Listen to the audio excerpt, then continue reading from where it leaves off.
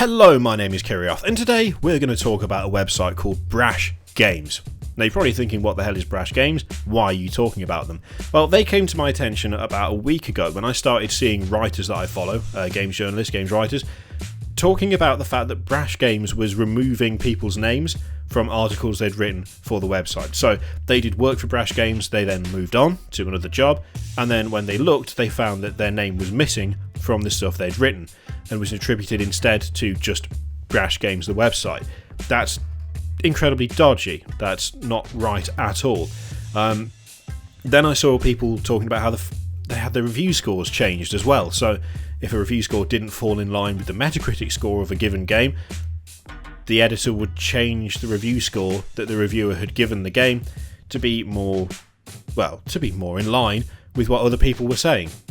Both of those things are not on, and I was going to make a video to that effect today. However, I was beaten to it.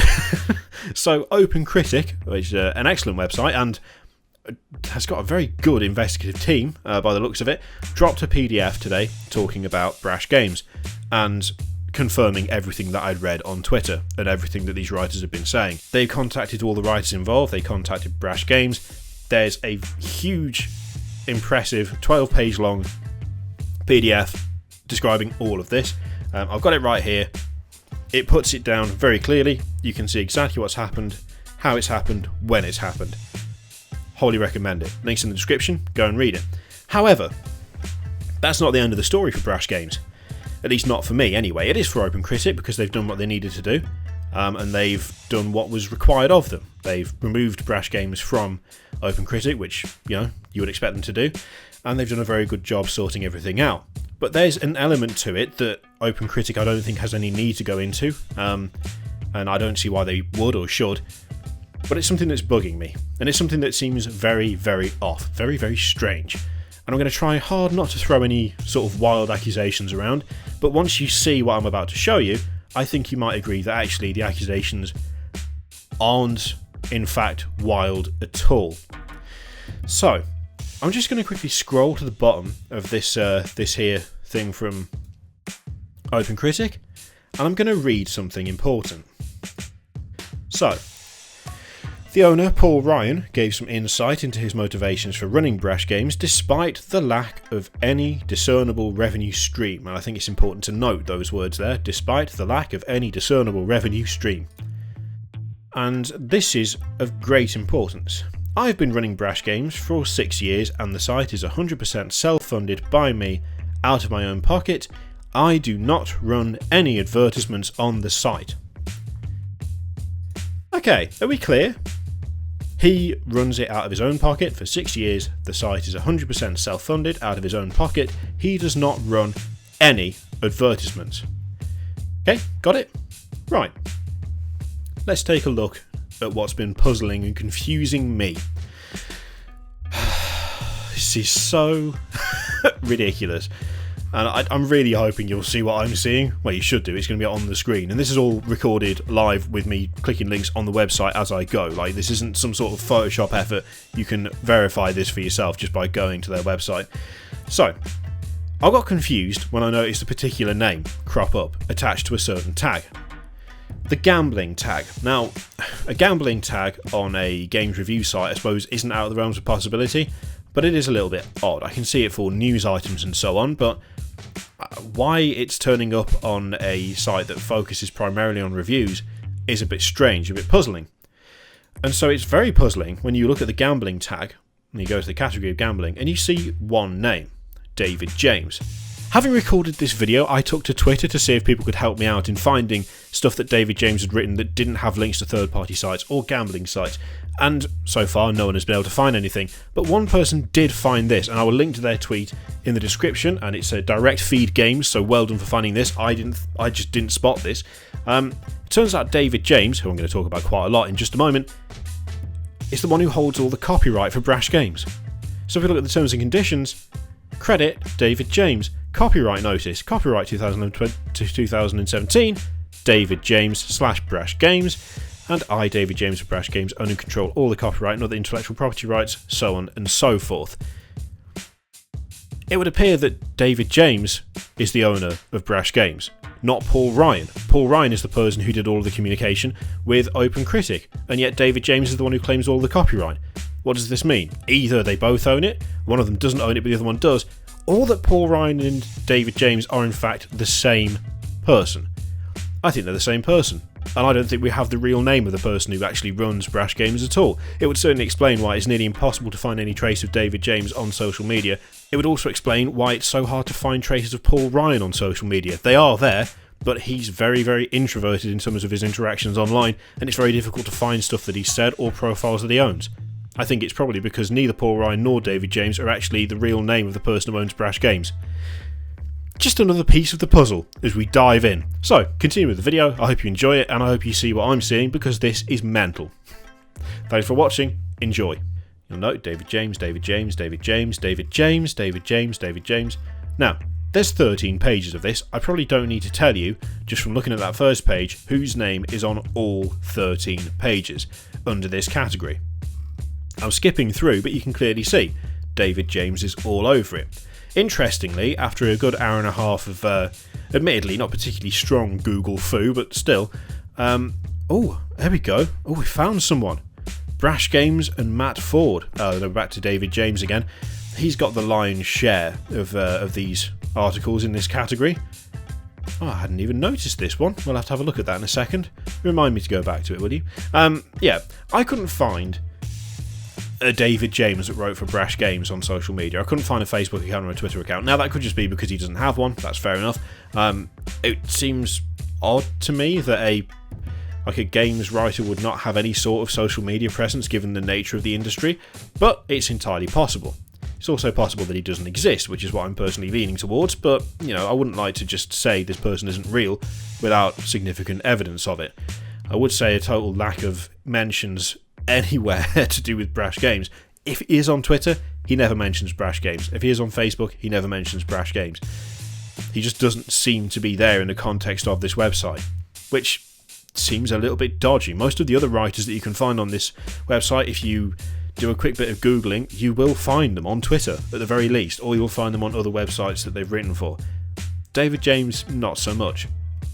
Now, admittedly, it's also kind of difficult to find information on Paul Ryan, but he has already said he's a very private person, so if he's not on social media, you're not going to find him. Still, I think it's worth considering the difficulty in finding someone who, in the context of this little look at Brash Games, only seems to write stuff about gambling, or at least the majority of the stuff he does is gambling related. So we're remembering that this website has no discernible revenue stream. Okay, we're all on board with that. We agree. Fine, no adverts. Can't see any adverts anywhere. Let's have a quick look at some of the articles written by the mystical and enigmatic David James. Games to look out for this winter season, inexplicably in the category of gambling. That's very strange. Why would games to look out for this winter season be under the gambling category? When it mentions For Honor, it mentions Fallout 4, it mentions South Park The Stick of Truth, it mentions Shadow Tactics, Blades of the Shogun. What else does it mention? I saw Batman for a second. Oh, The Dark Knight Rises online slot. That's interesting. This one is for those players that cherish the Batman franchise, as well as for those that adore casino games. This is an amazing video slot that has 5 reels and 234 lines to play on. As if the wild symbol was not enough for players to secure wins with, this game offers a jackpot of $250. Even if Batman does not amuse you, you still have an opportunity to enjoy your online slot machines play in the UK and other countries. What a strange sentence. How very odd. What happens if we click it? Oh look, it takes us to 777extraslot.com. Why would a casino game, a slot machine game for an online casino, appear just in the middle of an article about games to look out for this winter season? Why would that happen? Bit odd, isn't it? A bit strange. But if it's only a one-off, then surely that doesn't really matter. That's not important. It could just be that he really likes slot games, casinos. That could be all it is. David James, big fan of gambling. What about this? 5 fun mobile games to play this year. Super Mario Run, Minecraft Pocket Edition, Pokemon Go, Marvel's Guardians of the Galaxy, and iGaming.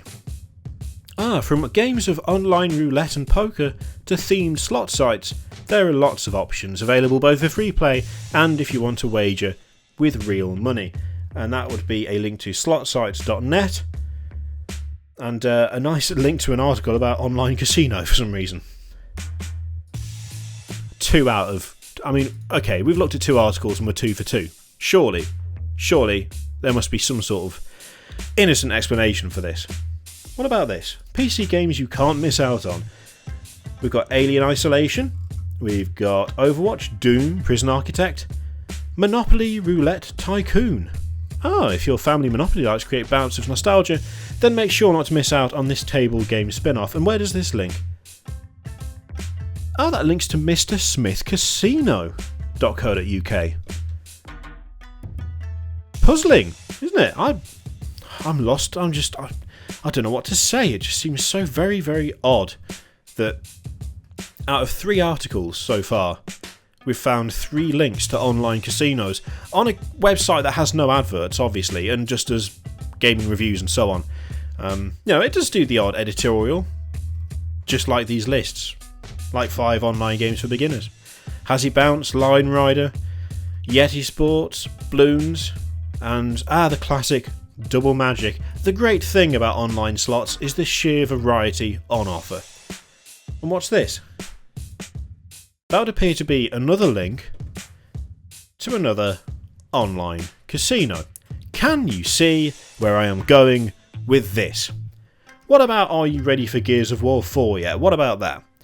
Again, David James, funnily enough. Now this is under blog, this isn't under gambling. So the last few, if you have a look, gambling, I believe that's under gambling, yep. What about this one? That's gambling. This one is under blog. This is not gambling. This has not been tagged for gambling. And yet, Gears of War 4, not out yet. And yet, in the meantime, you can probably enjoy a game of bingo for a £5. Where does that lead? That would appear to lead to an online casino.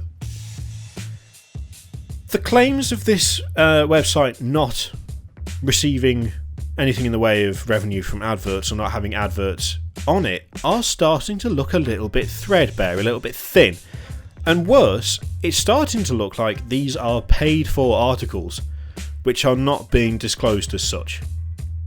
I mean, correct me if I'm wrong, but if we have a look at, for instance, Zombies Everywhere, Unexpected Zombie Infestations in Gaming, David James once again into the blog category.